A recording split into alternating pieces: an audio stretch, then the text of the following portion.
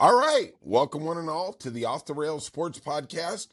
Hit that like and subscribe button. I am John, and there is Bryan in his home away from home. He is perusing, it looks like, industrial lots in Southern California. How you doing today, Bryan? Doing well. How are you? Oh, getting ready for that weekend? Hey, Go ahead. where's our guy Scott? I haven't seen him lately. I know. Unfortunately, Scott had a personal matter, and he is going to be on the sidelines for another month. But then hopefully Scott will come back. We are hoping and praying. But, can you believe we are at the All-Star break? We're halfway home. Thank God. Oh, man. We're supposed to be providing content, my friend. Christ's sake. Well, halfway home, halfway through watching this miserable 2025 season as a Red Sox fan. We've won 6 in a row.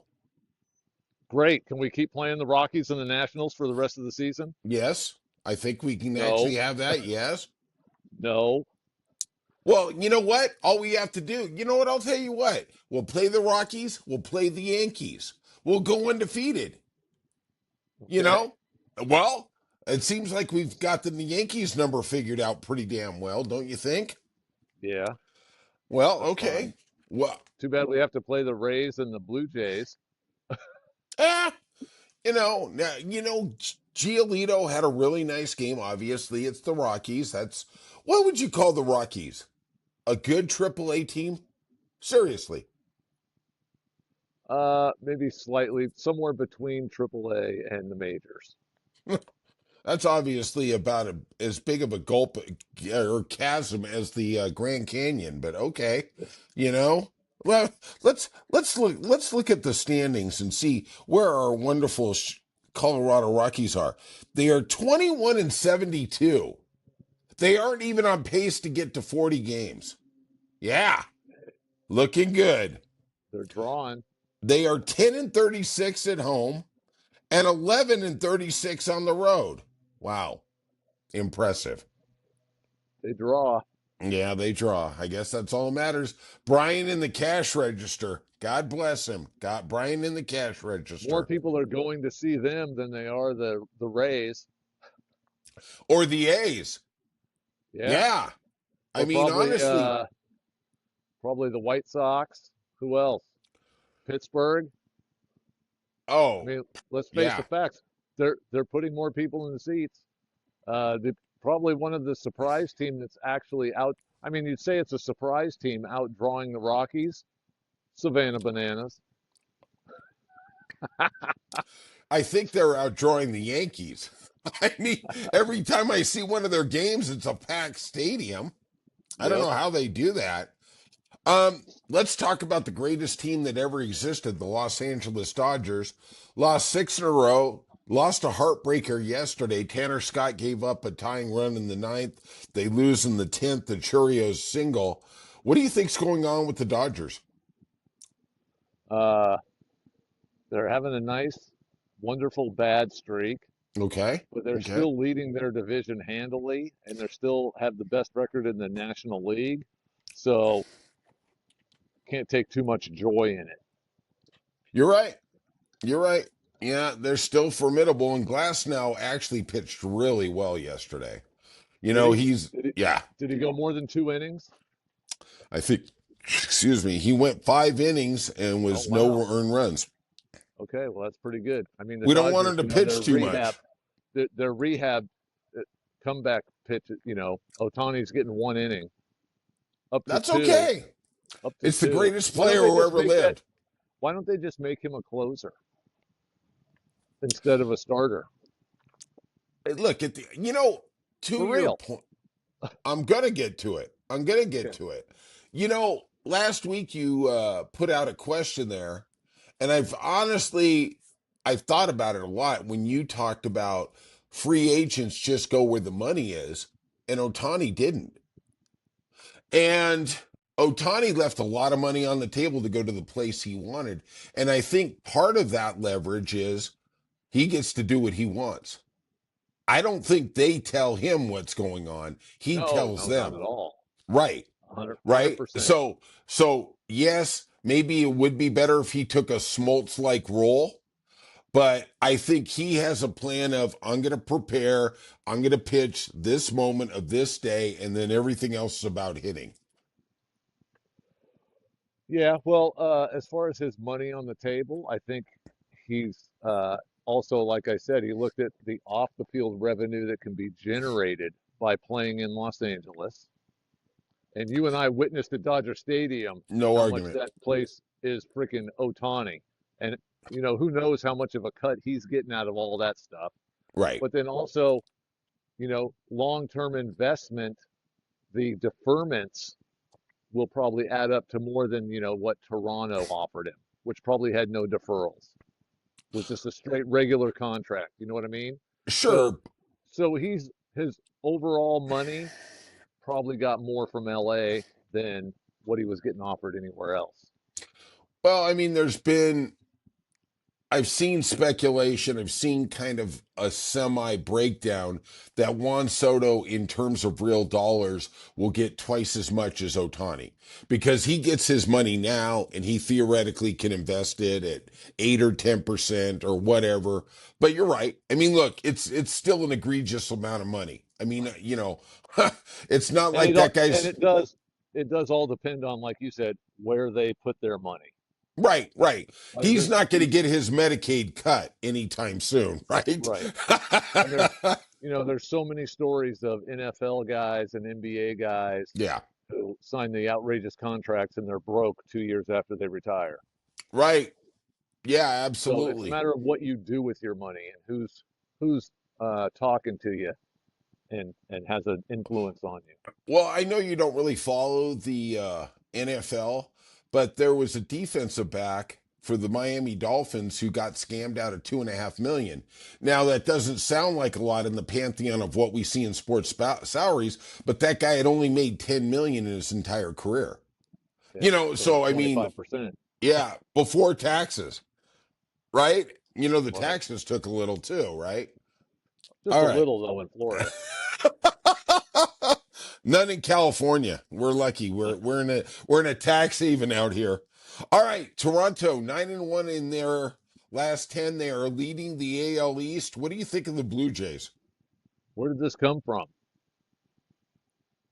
That's Where what did I this? think. Where did it come? I mean, they for the last 3 years they've been hovering around as a slightly sub 500 team, and that's kind of where they were this season until like 3 weeks ago.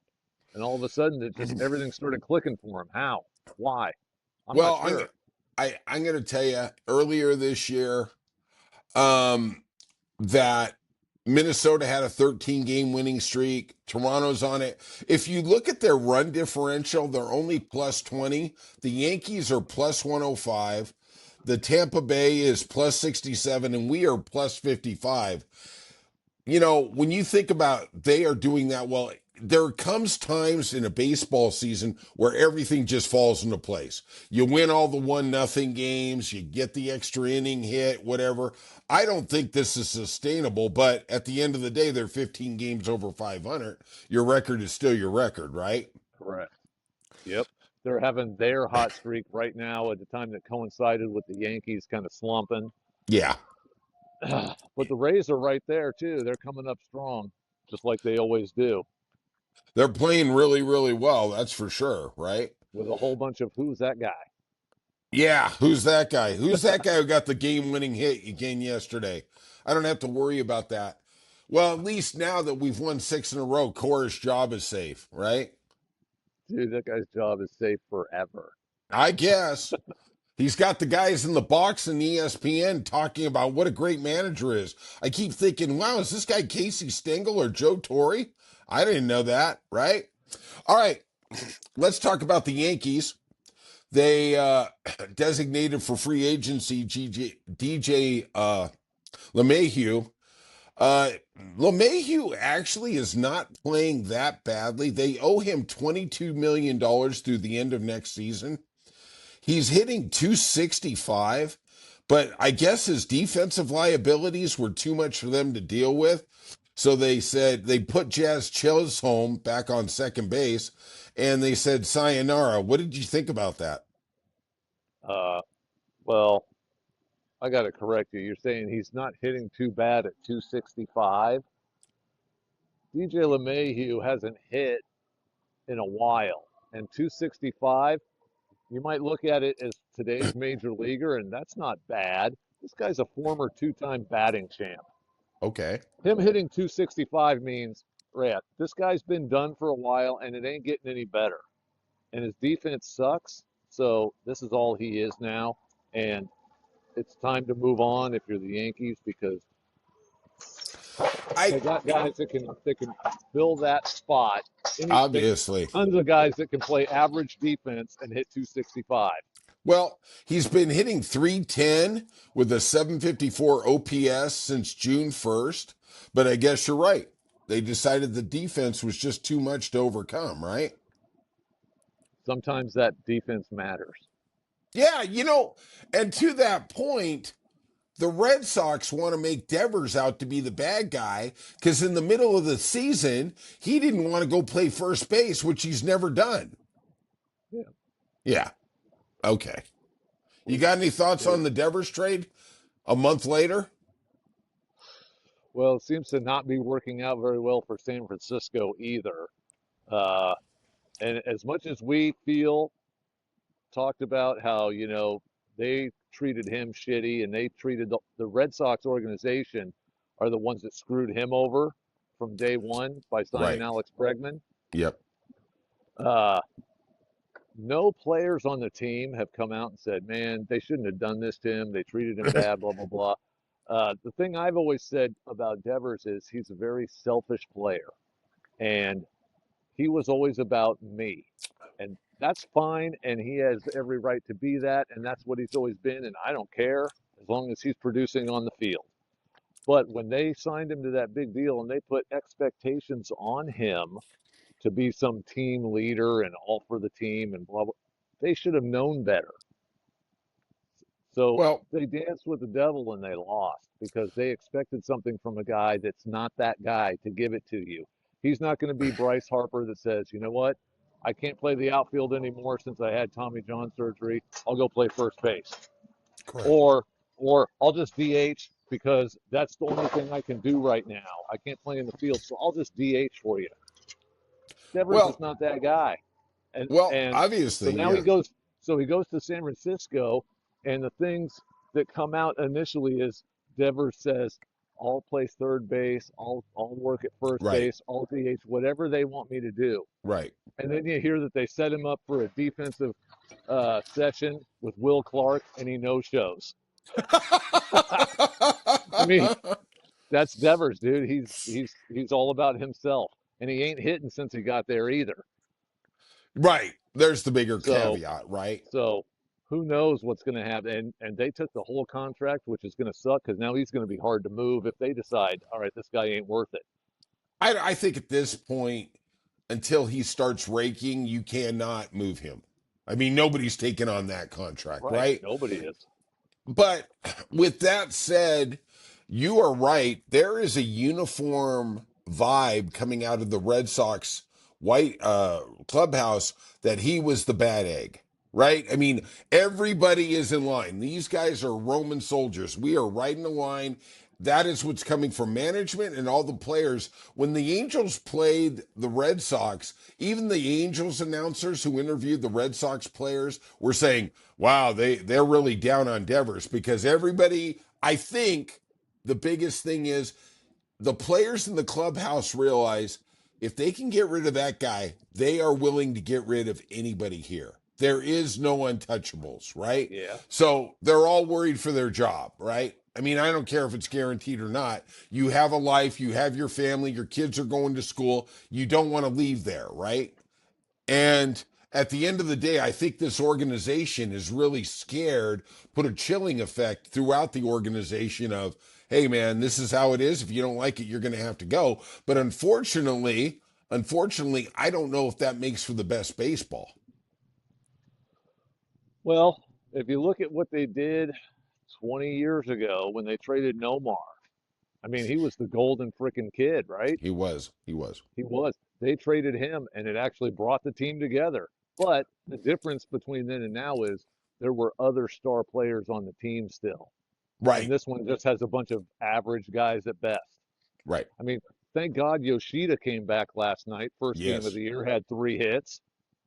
He's a raker. He's a I guess raker. that's what Don't. we've been waiting for all year, right? They had to get rid of Yes. Devers so that Yoshida could be the real DH. Exactly. Ted Williams I mean, they're only reincarnate. paying him 25 million instead of Devers is 30. Yeah. Yeah, you're getting a heck of a discount there. Wow, for the same production.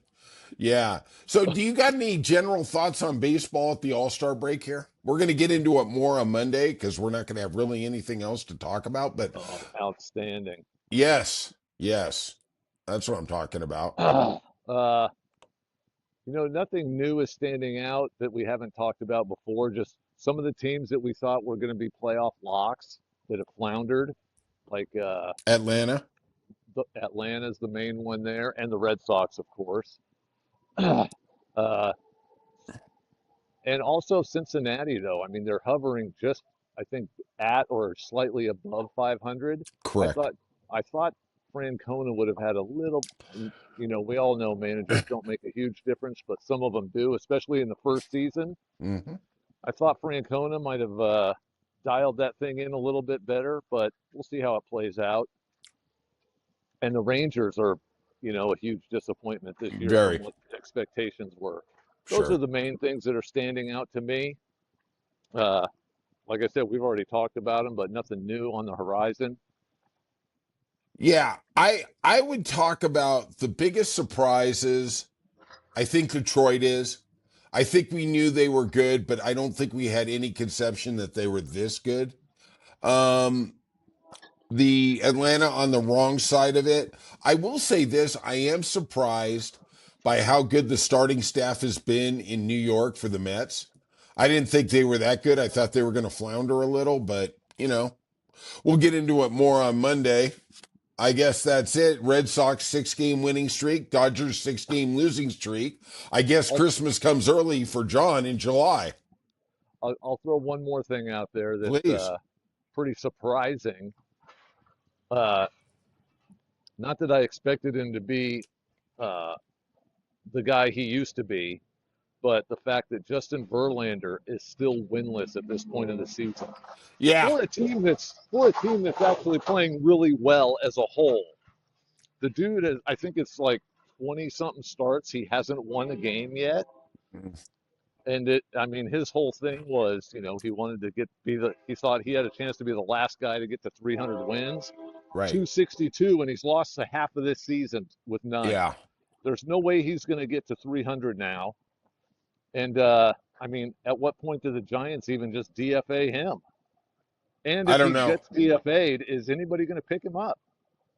Well, somebody will because he's a pitcher, right? I mean, they're going to do that. But I watched the game yesterday that they played against the Phillies, and that guy was doing real well. It was like 2-0 for the first 5 innings. Then it was 3-0 after 6, and he was looking pretty good, especially against the Phillies, who were a formidable lineup. And then next thing you know, they put a 7 spot, and Yep.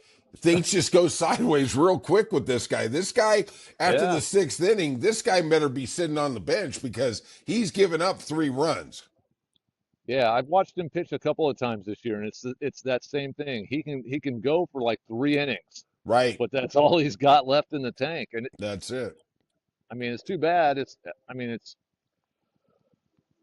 it's nice to see a guy that wants to win games, and getting the win is important to him. I think the modern pitcher, they don't care because they've been taught their whole life that wins are not an important stat.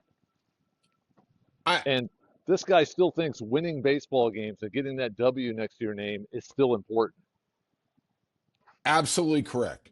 I will say this that Justin Verlander is exactly the kind of guy you like because he wants to win. You're absolutely correct. But he also wants to go into the 7th or 8th inning. And I think that is hurting him right now because he doesn't have the physical ability he did in Detroit in 2012. Right. Right. And I think that's where he's going sideways.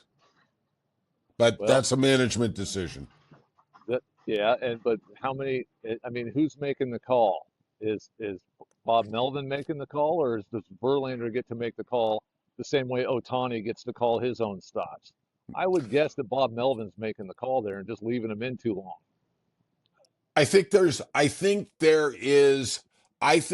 meetings for somebody of his stature, like Max Scherzer too, where the GM and the manager are making a general agreement. I'm not saying it's locked in stone, but you don't get a pitcher like Justin Verlander who signs with you in free agency and you aren't having an understanding of how he wants to be used. Because look, the guy's had an 18-year career, right? He's married to Kate Upton. He is a golden god. Okay, he can do whatever he wants. At the end of the day, the last thing you want is a disgruntled superstar pitcher going to the media. Yeah, if you still Okay. call him a superstar. Well, I mean, honestly, in the last 20 years, if I'm going to throw at you, who is the better pitcher? Justin Verlander, Clayton Kershaw, or Max Scherzer? Who would you say off the top of your head? I'd probably go Verlander, Yeah. but Kershaw would be my number two in that three. Um, I probably would reverse it. I mean, obviously, you're all talking first ballot Hall of Famers, first day, but I just think Scherzer played on worse teams. That's just my opinion. And I think he's a 3-time Cy Young. He didn't play very well in Detroit. When he got to Washington, he found his groove. He became a monster. But it's you say potato, I say potato, right? That's how it goes. All right. Got to give credit to Verlander though. Just the fact that the guy looks like he's 65 years old and he's still going out there slinging it. Oh, he is. Yeah, I want to say he hit 96 on the radar gun yesterday. I mean, Yep. he's still throwing bullets. All right. If you could, anybody out there, please hit that like and subscribe button. It means a lot to us. Feel free to, hey, and I appreciate, we got some really good comments on me and you the other day. They actually said it was an intellectual conversation. Obviously, there's people out there drinking heavily. Yeah, exactly. Your kid. Thank you. We'll get the wrestling podcast on here. All right. That's it today, and we'll see you soon on Off the Rails Sports Podcast. Later.